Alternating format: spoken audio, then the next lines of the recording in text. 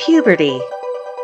Although everyone has their own unique puberty timeline, boys and girls usually progress through their own set of physical milestones, otherwise known as Tanner stages or sexual maturity ratings. There are 5 Tanner stages of puberty. Tanner stage 1 is when hormones are hard at work behind the scenes. Tanner stage 2 is when the first physical signs of puberty occur. In Tanner stage 3, the growth spurt occurs. In Tanner stage 4, there is a continuation of development. In Tanner stage 5, the final maturation is reached. During Tanner stage 1, hormones are hard at work behind the scenes. There are no noticeable physical changes during stage 1. The brain begins signaling the body to prepare for the changes of puberty. The hypothalamus starts to send gonadotropin-releasing hormone, or GnRH, to the pituitary gland. The pituitary gland begins making luteinizing hormone, or LH, and follicle-stimulating hormone, or FSH. The first signs of physical puberty occur during Tanner stage 2. In females, breast buds start to form under the nipple. Developing breasts may be tender, and they may each grow at a different rate, which is normal. The areola, which is the area around the nipple, becomes darker and expands. The uterus grows larger. Pubic hair begins growing on the vaginal lips of the vulva. For males, the testicles and scrotum grow larger. Pubic hair starts to grow on the base of the penis. In Tanner stage 3, there is a major growth spurt. This height spurt can average about 3.2 inches per year. In females, breast buds continue to grow. Pubic hair becomes thicker. Hair begins forming under the armpits. Acne may start to appear on the face and back, and fat begins to accumulate on the hips and thighs. The male penis becomes longer and larger, and testicles continue to grow. Males may begin to have nighttime ejaculations known as wet dreams. Vocal changes, in which the voice may crack between higher and lower registers, may occur. The muscles begin to grow larger. In some boys, breast tissue may begin forming under the nipples, but this usually goes away within a couple years of puberty. During Tanner stage 4, there is a continuation of development. In females, the breasts become fuller. Many females get their first period during this time. Height growth slows back to about 2 to 3 inches per year. Pubic hair continues to grow thicker. In males, the testes, penis, and scrotum become larger and grow darker in color. Body hair begins to thicken, and the voice deepens permanently, and acne may continue to develop. The final stage is Tanner stage 5. In females, the final adult height is reached between 1 and 2 years after the first period. The breasts reach their approximate adult size. Periods start to become regular, which usually takes anywhere from 6 months to 2 years. Pubic hair growth is complete, reaching the inner thighs. The genitals and reproductive organs are fully developed. The hips, thighs, and buttocks fill out in shape. In men, the final adult height is typically reached here, but muscle growth may continue. The penis, testicles, and scrotum reach their final adult size. Pubic hair spreads to the inner thighs, and facial hair begins to grow. Perspiration, or sweat, comes from sweat glands that you've always had in your body, but thanks to puberty, these glands not only become more active than before, they also begin secreting different chemicals into the sweat that has a stronger smelling odor.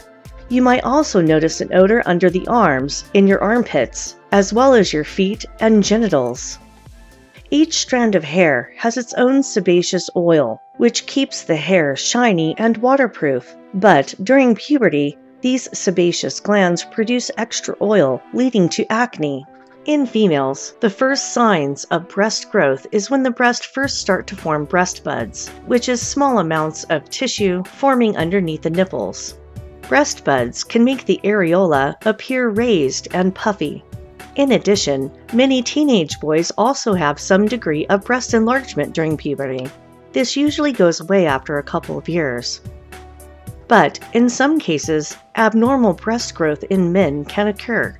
A condition called gynecomastia may develop. During male puberty, The first facial hair tends to grow at the corners of the upper lip at around ages 11 to 15. It then spreads to form a mustache over the entire upper lip, usually by the age of 17.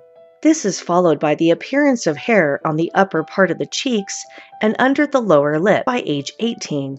Males and females typically have a different body hair pattern.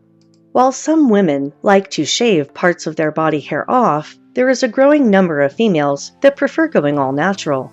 On occasion, in a condition called hirsutism, a woman has excessive growth of dark or coarse hair in a male-like pattern on the face, chest, and back. This extra hair growth often arises from excess androgens, primarily testosterone. When high androgen levels cause hirsutism, other signs might also develop, including a deepened voice, balding, acne, a decrease in breast size, an increase in muscle mass, and enlargement of the clitoris. Polycystic ovary syndrome, or PCOS, can sometimes cause this condition due to an imbalance of sex hormones. Also, hirsutism can be caused by Cushing's syndrome, in which the body is exposed to high hormone levels of cortisol, or can also be due to congenital adrenal hyperplasia, which is the abnormal production of steroid hormones. Rarely, an androgen-secreting tumor in the ovaries or adrenal glands is to blame. There are also some medications that can lead to hirsutism. These include Rogaine or minoxidil, danazol, testosterone, and dehydroepiandrosterone or DHEA. Keep in mind, if a partner of yours uses topical products containing androgens, you can be affected as well through skin-to-skin contact. During puberty, the male voice changes significantly. This usually occurs when the growth spurt has begun to slow down a bit. These vocal changes occur because vocal cords also gain mass. Before the voice completely changes, it may crack and soar, going from high to low rather quickly. In addition, the female's voice also changes during puberty. You might notice a lowering of average pitch, an increased breathiness, huskiness, or hoarseness in voice quality, and a decrease or inconsistency in vocal range capabilities. What about wet dreams? Are they for men only? Nocturnal emissions, or wet dreams, is when a boy ejaculates at night while sleeping.